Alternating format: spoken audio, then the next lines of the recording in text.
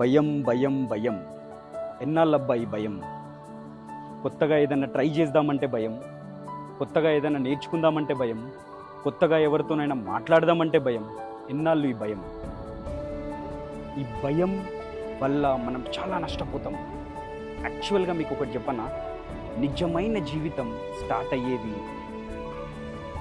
భయాన్ని వదిలిన రోజే.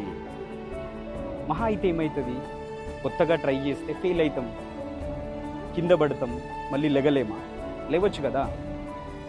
మహా అయితే ఏమవుతాం, మహా అయితే ఏమవుతుంది, లాస్ అవుతాం, అంతే కదా. ఏదో లాస్ అవుతామేమో, కింద పడిపోతామేమో, ఫెయిల్ అవుతామేమో అనే భయం వల్ల ఏమీ ప్రయత్నించకపోతే లైఫ్ ఎప్పటికీ ముందుకు పోదు.